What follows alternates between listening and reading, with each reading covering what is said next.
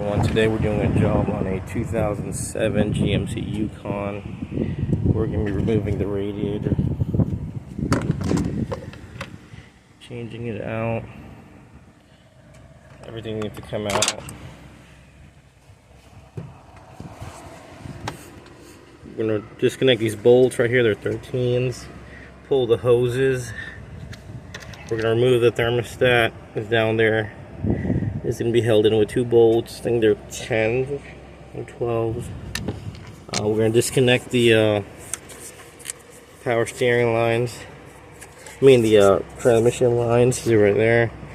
We're going to use some pins. Use some hooks to get them off. And let's get going. I might need to move the breather box to give me more room. So let's see. We'll go ahead and move the breather.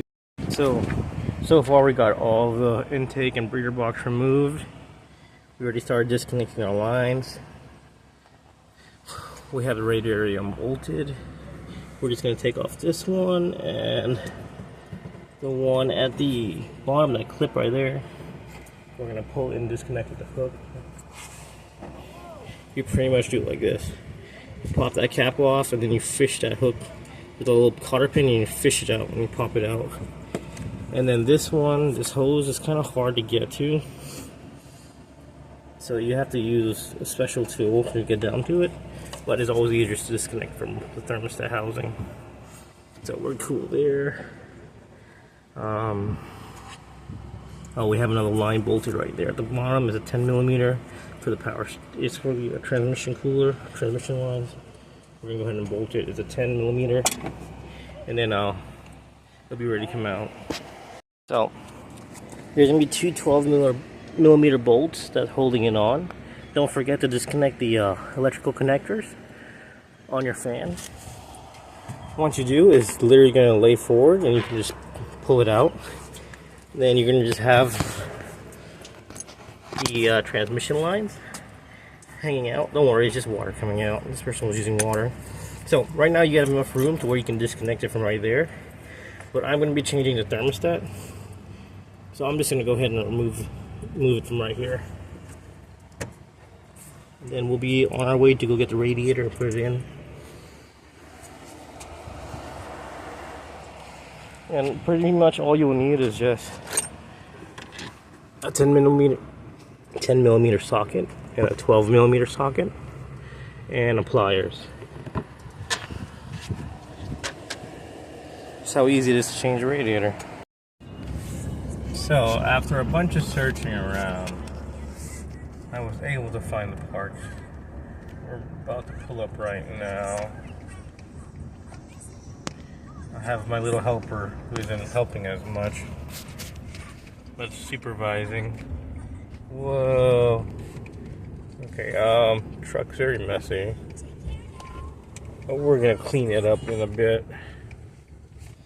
Here we are at O'Reilly's. We're gonna get our parts to finish up this customer's radiator.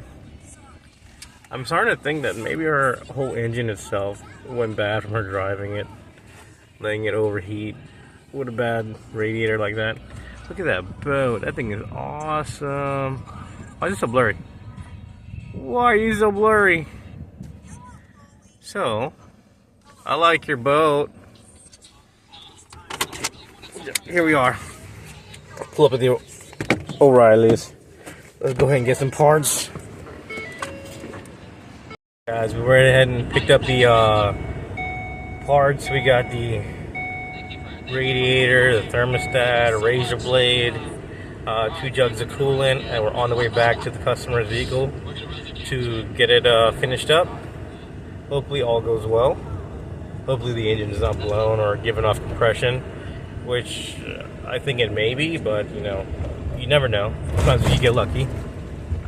This customer has been driving the vehicle for months now with a blown radiator, filling water. She told me it'll overheat and she keep driving it, so hoping for the best on this. She stated today that she just wanted to get it, you know, fixed with the radiator replaced and the thermostat, And I said, okay, we'll go ahead and replace it for you. Hopefully it resolves your issue today. So, here we are, guys. We're pulling back up to the customer's home. It's a little bit hidden out here in the woods.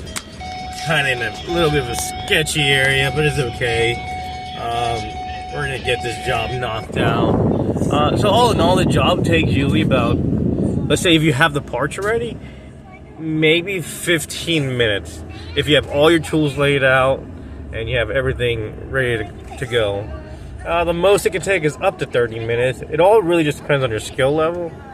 I would say this is one of the very easy jobs to do. Difficulty level, I would give it a novice level. I mean, anyone can do it. It's just about your mindset. But here we are. I'd say we're kind of in a sketchy area. I need to come this way. I need to come this way. Thank you. Oh man. So I am both a locksmith. I'm a mobile mechanic technician. I'm like the jack of all trades. I do it all. But my day job is I mostly do locksmithing. You're gonna see a few videos today of locksmithing. But here we are. We're back on the Yukon, and we're gonna get this knocked out real quick. I got you. These come out.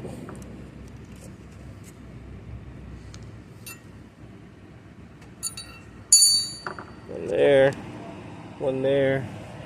We switch your hoses over. And installs. Have a crazy disaster that happened.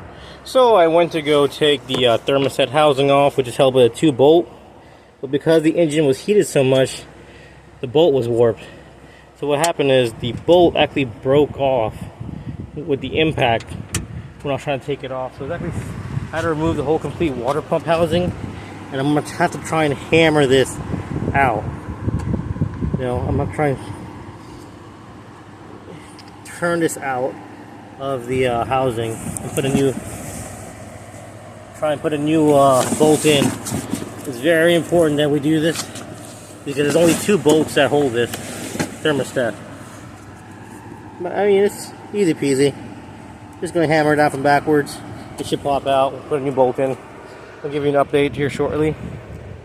Update, guys. It turned into a disaster. I was unable to hammer it out. So what I decided to do is just completely punch a drill through. I couldn't get it straight, so I got it more far to the right. And what we're gonna do is gonna put a nut and bolt on it. I'm gonna go to AutoZone and get a nut and bolt combo. I'll put it on there. As you see, the gasket is gonna be fine. You can see the imprint of how far the gasket goes out. So we're okay. We have enough clearance on it. So I'm gonna go ahead and go to O'Reilly's. I don't have a nut and bolt kit. It's something that we should always have on hand, is a nut and bolt kit for these kind of situations. But it's okay. It's minor. Alright, I'm gonna go head off again to O'Reilly's, get a little nut and bolt kit and get this fixed up. This is what I came up with. You know, it's kind of drilled ugly, but I found a bolt set at AutoZone.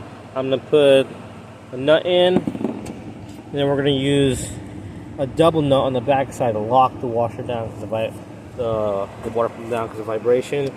We're gonna clean it up real quick, and then we're gonna stick it all back on together on the engine.